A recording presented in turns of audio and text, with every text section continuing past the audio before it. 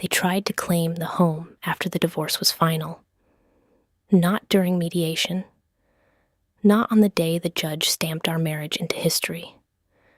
They waited until it was over, until I exhaled, until I finally slept without checking my phone. Then, on a bright Monday in early October, they showed up on my porch with a clipboard and the kind of confidence that comes from people who think final only applies to you. "Mrs. Keller?" the man asked. "It's Ms. Keller," I said, barefoot on hardwood that still felt like mine. He held up an envelope. "We're here regarding the property." Property, not home, not the place where my son's height was penciled into the pantry doorframe. My stomach tightened. The return address on the envelope was a law office in Irvine, and the name beneath it froze my blood. Bennett, Hawthorne, and Cross, my ex-husband's family firm, the same people who promised the judge the settlement was complete, that the house was mine, that there would be no future disputes. The man's smile didn't move. "If you don't accept service, we can post it." I took the envelope without opening the screen door all the way. "I'll read it." He nodded like he'd won something small and walked back to a white pickup idling across the street. I locked the door and tore the envelope open at the kitchen table. Notice of claim of interest in real property. Claim of interest in my house. After the divorce was final.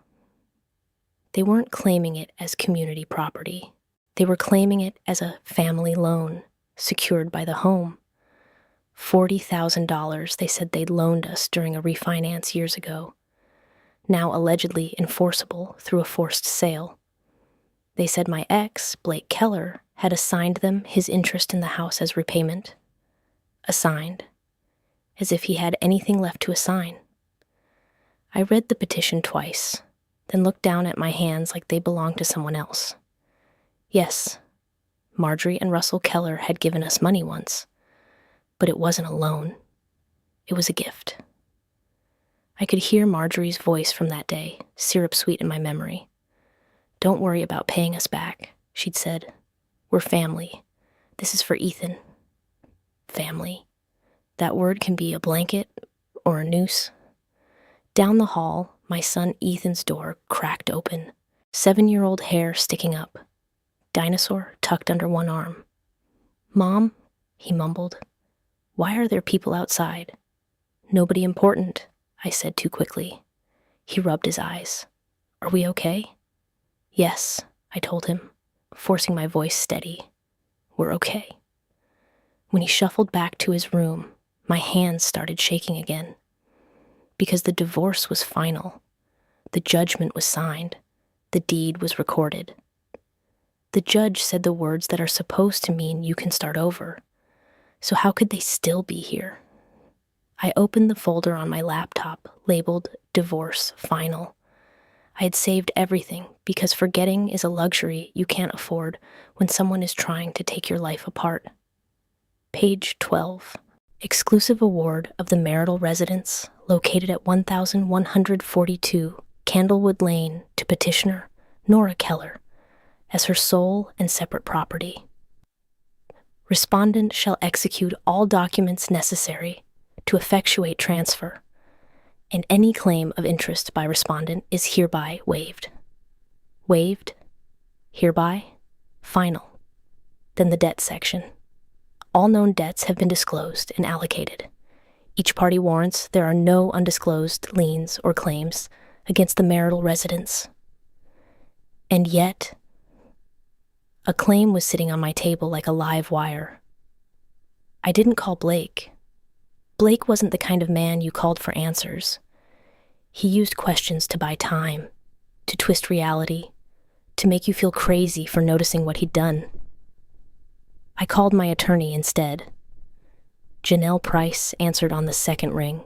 "Nora?" "They served me," I said. Silence. "Who?" "Blake's parents, their firm, They're claiming an interest in the house after the divorce is final. Janelle's breath turned sharp. Email me everything, right now. I scanned the pages and sent them, then went to the garage for the refinance box from 5 years ago. The garage smelled like cardboard and old paint. I found the box labeled 2019 rekey and dumped it onto the floor, fingers flying through escrow receipts and disclosures. I found the gift letter first, a signed letter from Nora Keller stating the $40,000 was a gift, not a loan, with no expectation of repayment. I exhaled like I'd been underwater and snapped a photo for Janelle. Then, deeper in the packet, I found a document I had never seen. Family loan acknowledgement. 2 pages, not lender forms, not standard escrow language, and at the bottom, my name in cursive, a signature that looked like mine until you stared too hard. The loop on the N was wrong, the pressure too even, like someone drew it slowly. My stomach rolled. I remembered Blake at our kitchen counter years ago, pointing at sticky notes, smiling through chaos, while Ethan wheezed in the other room. "Just sign so we can lock the rate," he'd said. I remembered saying, "Not tonight." I remembered never signing anything like this. I called Janelle back, voice thin. "There's an acknowledgement, with my signature. I never signed it." "Email it," she said. "And don't panic. If it's forged, it's forged. We deal with facts." That night, my phone buzzed from an unknown number. "You can still do this the easy way. Call Marjorie." Another message. "If you fight, it gets expensive. Think about your son."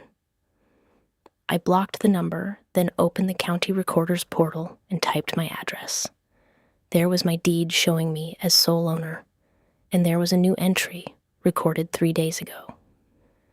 Notice of claim of interest. Beneath it, lis pendens. My throat closed. They had recorded it. They had clouded my title. Even if they were wrong, they could freeze me in place. Paper can be a weapon. It makes you feel hunted in your own home. Janelle called the next morning. "Here's the plan. We file a motion to expunge the lis pendens. We seek sanctions. And we notify your title insurer."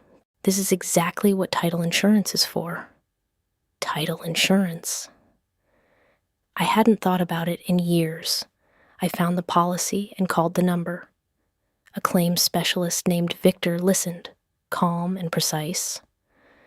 "A recorded lis pendens can constitute a covered title defect, depending on timing and policy terms," he said. "We'll open a claim. We may appoint counsel and help clear title." Relief hit so hard my knees went weak. Janelle moved fast. She filed to expunge and requested an expedited hearing, attaching the final judgment, the gift letter, and the recorded documents. She also demanded the original acknowledgement and notice of any security instrument. Bennett, Hawthorne, and Cross responded with polished arrogance. They claimed the gift letter was a formality. They claimed the acknowledgement controlled. They claimed Blake assigned them his interest before the divorce was final. They claimed family court couldn't extinguish third-party rights. Third party? As if they hadn't sat at my Thanksgiving table. The first hearing landed on a Thursday morning in courtroom 3C. Marjorie and Russell arrived in person, dressed like they were attending a fundraiser. Marjorie wore pearls that caught the fluorescent light. Russell wore a blazer and a look of practiced disappointment. Their attorney, Gerald Hawthorne, argued smoothly, "Your Honor, this is secured lending. My clients loaned funds. The borrower executed an acknowledgement. The borrower's interest was assigned. The divorce judgment cannot wipe out a third-party lien." Janelle stood like a steel post. "There is no recorded deed of trust. There is no valid lien instrument. There is a gift letter signed by the claimants stating the funds were a gift. and the alleged acknowledgement bears my client's forged signature. Forged is a serious allegation, Gerald said, faintly amused. So is wrongful recording, Janelle replied. Judge Laird, sharp-eyed and impatient, leaned forward. Mr. Hawthorne, she said, why is there no recorded deed of trust if this was secured? Gerald smiled. Family loans are often informal. Judge Laird's gaze turned cold. Informal does not create a lien against real property. She read the gift letter in silence. Then she looked at Marjorie. Mrs. Keller, did you sign this letter stating the funds were a gift? Marjorie lifted her chin. Yes, Your Honor, but... And did you expect repayment at that time? The judge asked. Gerald jumped in. It was required by the lender. Judge Laird's voice sharpened. A signed statement to a lender is not a formality. It is a representation. My heart hammered. Judge Laird turned back to Gerald. Where is the original acknowledgement? We have a copy, he admitted. And it was never recorded until after the divorce was final, the judge pressed. Gerald cleared his throat. They recorded a notice upon discovering the need to enforce. Convenient, Judge Laird said. Then she ruled. I am inclined to expunge, she said. The claim lacks probable validity on its face. The Elice pendens is expunged. My lungs finally pulled in air, but she set an evidentiary hearing in 6 weeks. This wasn't over.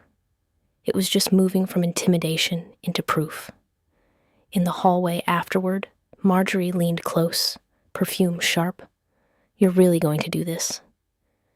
You started it, I said. We just want what's fair, she whispered. This isn't about fair, I said quietly. It's about control. The expungement should have felt like relief, but relief didn't come clean. It came with a clock ticking in my head, because 6 weeks is an eternity when someone is trying to turn your address into a battlefield. The first thing that happened was the mail. Every day there was something new, always in official-looking envelopes, always written in language designed to make you doubt your own memory. A notice of intent, a demand for accounting, a request for disclosure of insurance proceeds, which made no sense because there were no proceeds. Each letter ended with the same polite threat. Failure to respond may result in additional remedies. Janelle told me to forward everything and stop reading past the first paragraph, but I couldn't. My brain refused. I kept scanning each page like there might be a hidden trap in the margins, like a single sentence could give them the foothold they wanted. Then came the neighbors. A woman named Pam from 2 doors down approached me while I was pulling weeds in the front garden. She held her phone out like a tray. Hey, I didn't want to bother you, but... Her eyes flicked to my porch camera. I saw a post in our neighborhood group. Something about your house being in dispute? My throat tightened. What post? Pam hesitated, then turned the screen toward me. It was a screenshot of a listing page, not a real listing, but the kind of teaser investors use. Possible forced sale, legal dispute, opportunity. My address blurred at the top. Underneath was a comment thread full of speculation and that awful suburban tone people use when they want to sound concerned, but really just want gossip. Is it foreclosure? Is she the one who got divorced? I heard there were liens. I forced a breath through my nose. It's not for sale, I said. It's harassment. Pam's mouth tightened sympathetically. People are awful. Do you need anything? I wanted to say yes. I wanted to say, please sit in my driveway and glare at anyone who comes near my house. Please be a witness. Please make this feel less lonely. Instead, I shook my head. I'm handling it. Pam squeezed my arm and walked away, and I felt the familiar ache of being watched. That night, I couldn't sleep. I kept thinking about Ethan at school, about kids repeating things they heard their parents say, about my son coming home asking why we were losing the house. So I did something I never expected to do. I emailed Ethan's teacher. Not dramatic, not detailed, just a careful note that there was a legal dispute being resolved, that everything was stable, that if Ethan seemed anxious, it wasn't about anything happening at home right now. I hated how much energy I spent managing other people's perceptions. Blake used to call me image obsessed, but he never understood what it feels like to have your stability attacked in public. The next escalation hit my bank. I had planned to refinance within the next year anyway, not because I needed cash, but because rates were better, and I wanted to lower my payment. That plan mattered because it was the difference between scraping and breathing. After the Ellis pendants was recorded, even though it was expunged, the bank's system still flagged my property as clouded until a clean title report came back. I learned that the hard way when I walked into my local branch to ask about a simple change: removing Blake's old contact info from the account. The banker's smile stiffened when she typed my address. "I'm seeing a note here," she said carefully. "There was a recorded action on the property." "It was wrongful," I said. "It's been expunged." "I understand," she said, not sounding like she understood at all. "But it may take some time for the system to clear. During that time, certain requests may be restricted." Restricted. Like my life needed permission again. I left the bank with my jaw tight and my hands shaking, and in the parking lot, I sat in my car and stared at my steering wheel until my eyes burned. This is what they wanted. Not necessarily to win in court, to make daily life feel complicated, unsafe, expensive. 2 days later, the process server came back. This time, it was not the smooth man from my porch. It was a woman with a flat expression and a thick file, and she didn't bother with small talk. "Ms. Keller," she said, "you've been served in a civil action." A civil action. I signed the acknowledgement of receipt because I wasn't going to play games. When I opened the packet, my stomach dropped. It was a separate lawsuit filed by Marjorie and Russell in civil court. Breach of contract, unjust enrichment, and declaratory relief. They were asking the civil judge to declare that their loan created an equitable lien on the property. Equitable lien, not a real lien. A request for the court to invent one because they said it was fair. Fairness used as a crowbar. Janelle's voice turned sharp when I emailed it. "This is forum shopping," she said. "They're trying to go around family court because they don't like Judge Laird's skepticism." "So can they?" I asked. "They can try," Janelle said. "We'll remove it to the right department or coordinate, but it tells me something important." "What?" "They're scared," she said. "They're throwing everything at the wall." I wanted to believe that, but fear isn't reassuring when you're the one they're trying to crush. The next week, I found an envelope taped to my door. No postage, just a printed notice with big bold letters. Notice to vacate. Property subject to forced sale. It looked official if you didn't know better. It had a fake case number and a fake seal. It said I had 30 days to leave. My knees went weak. Then anger surged. Because it wasn't the first time Blake tried to scare me with deadlines. I took a photo, sent it to Janelle, and called the sheriff's non-emergency line. A deputy came out that afternoon, a tired man with kind eyes who read the notice and shook his head. "This isn't from us," he said. "This is garbage." "Can you document it?" I asked. He nodded and wrote a short incident report. Do you know who put it here? I looked at my porch camera footage and showed him. A figure in a hoodie at 2:11 a.m. The face was hidden, but the gait was familiar. The shoulders, the way the person moved with entitled anger. Blake. The deputy sighed. If you want to pursue it, you can, he said. But these cases are messy. Messy. That word again, the one people use when they don't want to touch your problem. I'm pursuing it, I said. He nodded, surprised, and handed me a card. After he left, I sat on the couch and watched Ethan color at the coffee table. He was humming to himself, peaceful, unaware of the war being fought in paper and shadows around him. My phone buzzed. A message from Blake, for the first time directly. Tell your lawyer to stop. My parents are just trying to get what they're owed. You're making this bigger. My hands trembled as I stared at the screen. I didn't respond. I forwarded it to Janelle. Her reply came back like a steel door shutting. Do not engage. We'll use it. I started carrying my phone like a body camera. I started saving everything in a folder labeled post-judgment harassment. I started writing dates in a notebook because digital timelines can be questioned, but ink feels like it has weight. Around week 3, I got a call from Ethan's school office. Ms. Keller, the receptionist said, there's a man here asking to pick Ethan up early. He says he's family. My blood went cold. Who? Russell Keller, she said. I gripped the phone so hard my fingers hurt. He is not authorized.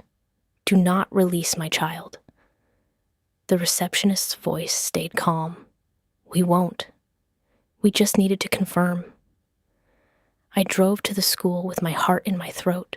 Russell stood outside the office doors when I arrived, hands in his pockets, looking like he was waiting for a bus, not trying to step over a boundary. He smiled when he saw me. Nora, we should talk. I marched past him into the office and signed Ethan out, trying to keep my voice steady. Outside, Russell followed me to my car. We're worried about Ethan, he said, like he was the reasonable one. All this conflict. I turned and stared at him. You came to my child's school. He lifted his hand slightly. I just wanted to see him.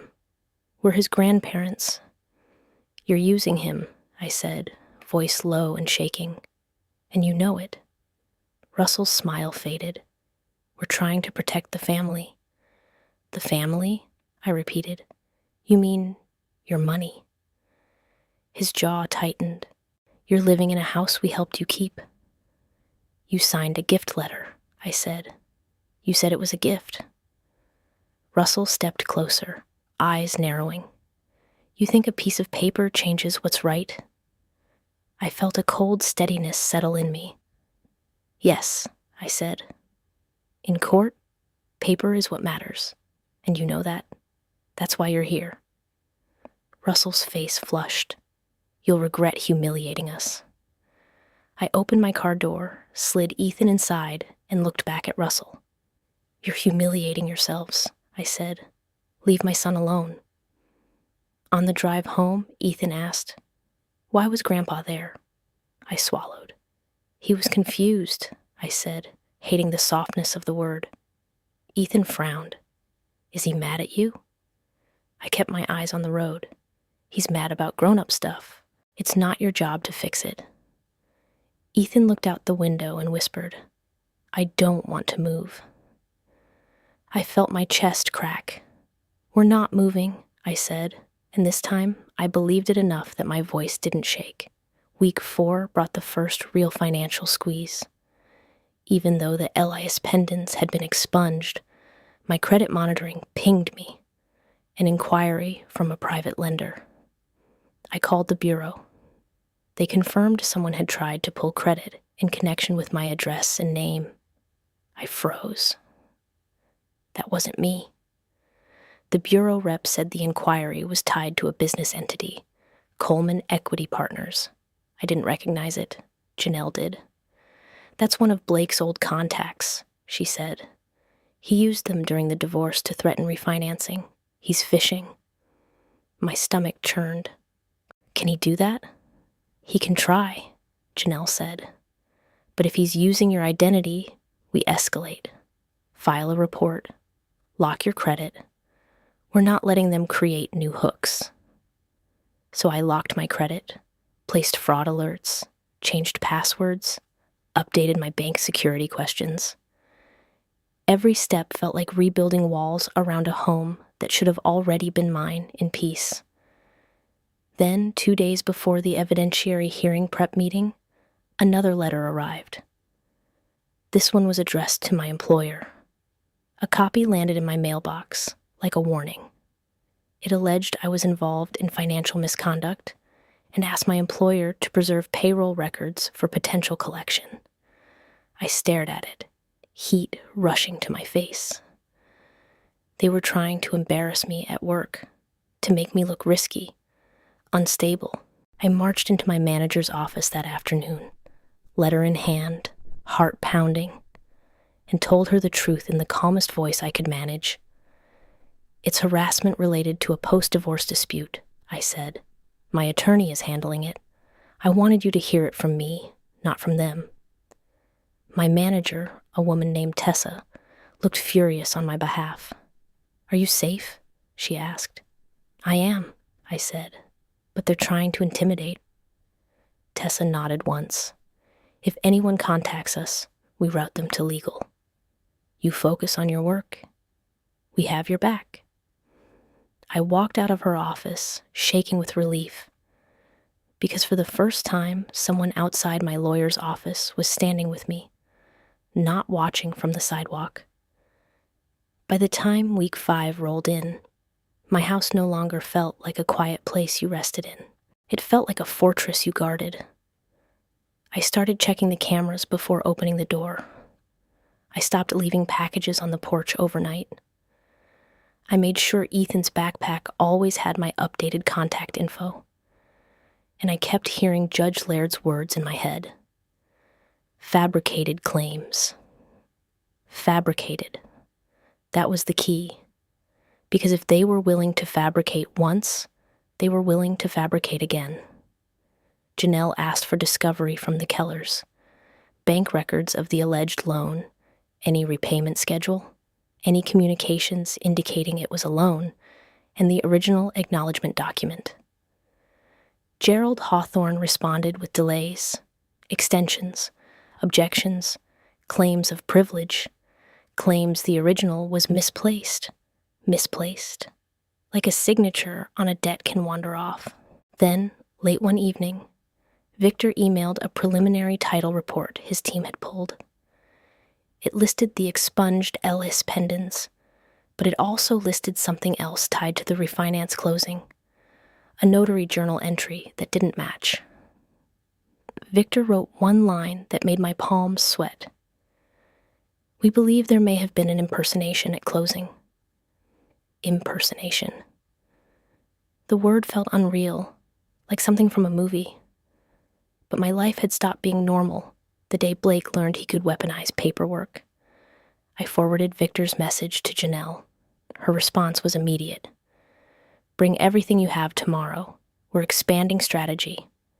If there was impersonation, this is bigger than a loan dispute. It's fraud. The day before the evidentiary hearing, I sat in Janelle's office with binders stacked like bricks. She walked me through what to expect. Direct testimony, cross-exam, exhibits, the way opposing counsel would try to rattle me. They'll try to make you look emotional, she warned. They'll try to suggest you're confused, that you signed and forgot. I didn't, I said. I know, she said. But you need to say it the same way every time. Calm, clear, no extra words. No extra words. That was the hardest part. Because my life had extra words, years of extra words, every sacrifice, every compromise, every time I covered for Blake because it felt easier than fighting. But court doesn't run on years. It runs on proof. So I practiced. I did not sign that document. I was not present before the notary. I did not authorize anyone to sign on my behalf. The funds were a gift, as represented to the lender.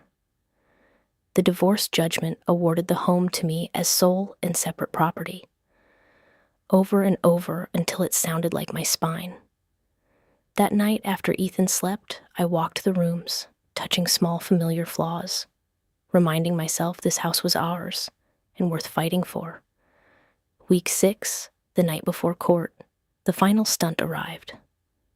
A locksmith van parked outside at 7:40 p.m., while Ethan and I were eating spaghetti.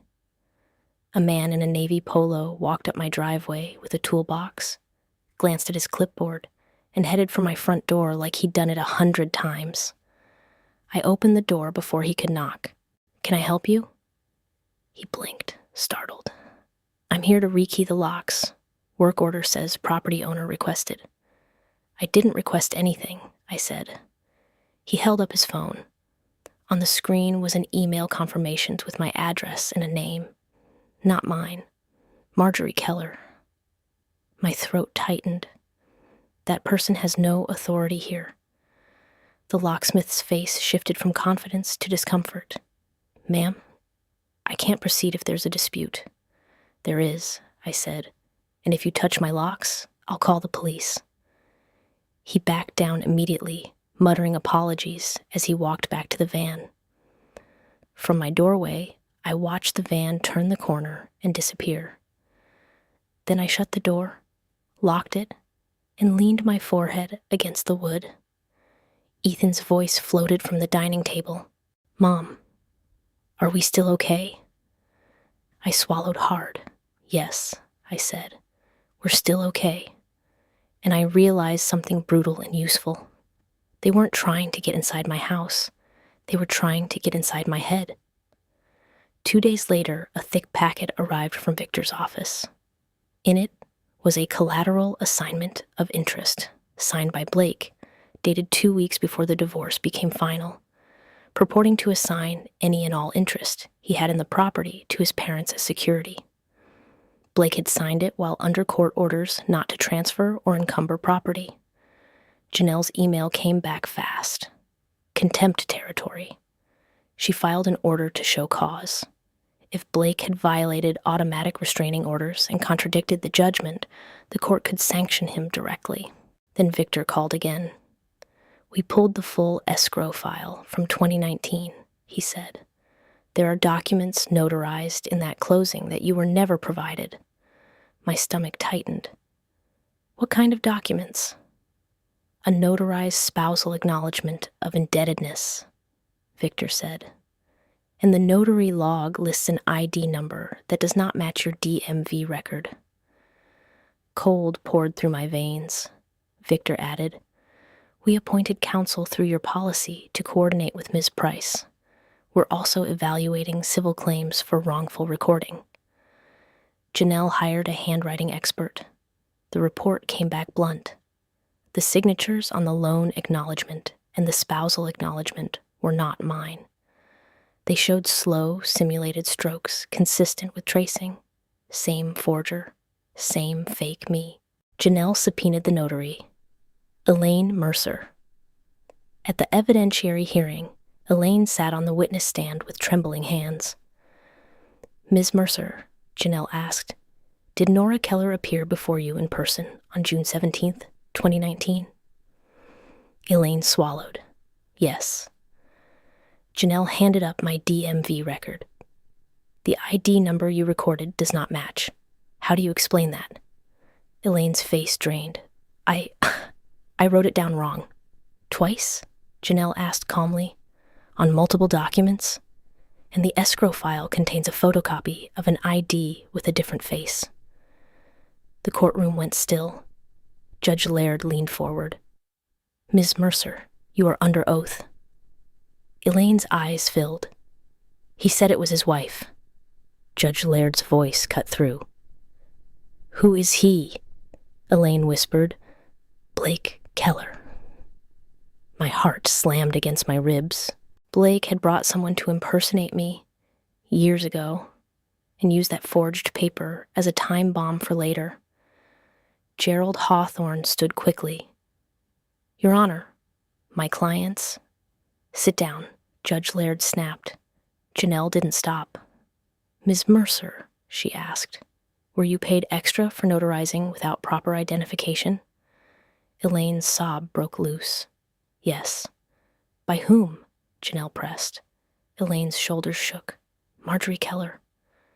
The room felt like it lost oxygen. Marjorie, the pearls, the grandmother. She'd paid the notary. She didn't just benefit from the lie. She helped create it. Judge Laird called a recess. In the hallway, Blake appeared for the first time, eyes wild, trying to look calm and failing. "Nora," he said low, "this is insane." "This is you," I said. He started. "Ethan." "Don't," I snapped. "Don't use our son as your excuse." Janelle stepped between us. No contact, through counsel. Back in court, Judge Laird made findings on the record. The claim lacked probable validity. The Celis pendens was wrongful. There was credible evidence of forgery and notarization misconduct. Blake violated court orders by executing the collateral assignment. Then she said the words that changed the ground beneath them. "I am referring this matter to the district attorney," she said. "I am awarding attorney's fees and costs to Ms. Keller as sanctions for bad faith litigation and wrongful recording." Marjorie's face went white. Russell's shoulders collapsed.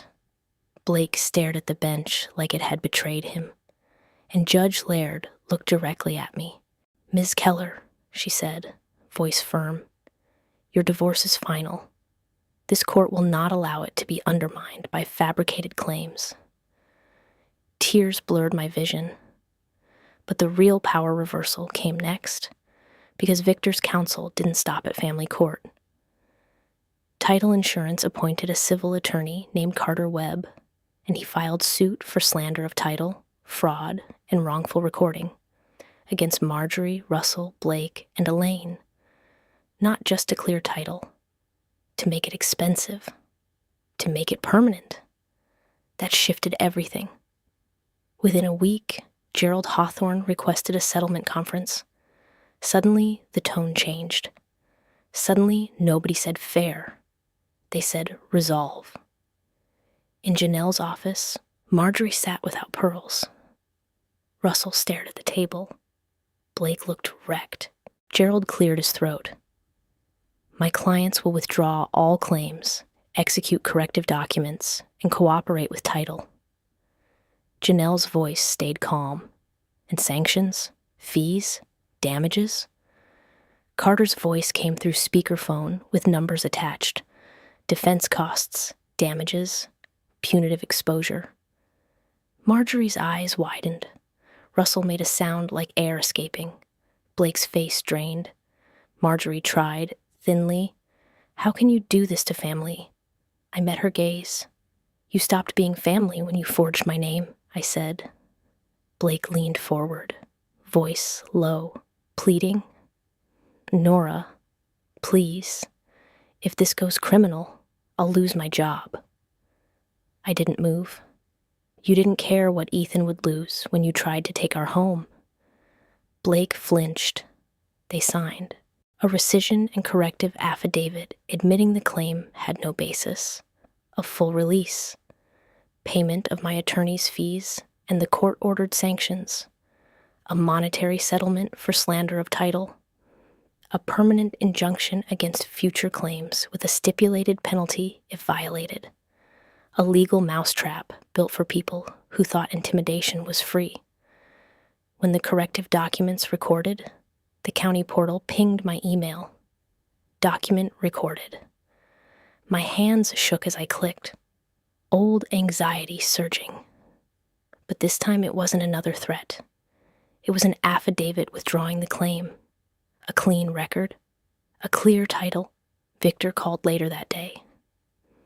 "Ms. Keller, the cloud has been removed. Title is clear." Clear. That word felt like sunlight through a window you forgot you had. Weeks later, Ethan and I stood in the hallway with a pencil. He stretched tall, and I marked his height on the pantry doorframe. He pointed at an old mark. "That's when Dad lived here," he said. My chest tightened, but I kept my voice steady. "Yes." He frowned. "Is he going to take our house?" I knelt until our eyes matched.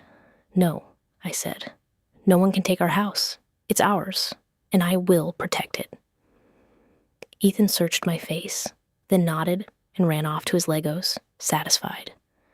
I stayed there a moment with my hand on the pantry door. They tried to claim the home after the divorce was final, because they thought final meant I would stop paying attention. But final only stays final when you enforce it. I learned how to pull county records, how to recognize a cloud on title, how to call my insurer and say, "This is covered," how to stand in court while a woman with pearls tried to turn a lie into a loan. They wanted me exhausted and quiet. Instead, they handed me proof. And proof, in the end, is louder than intimidation. The divorce was final. So was my boundary. And this time, the paperwork finally spoke for me.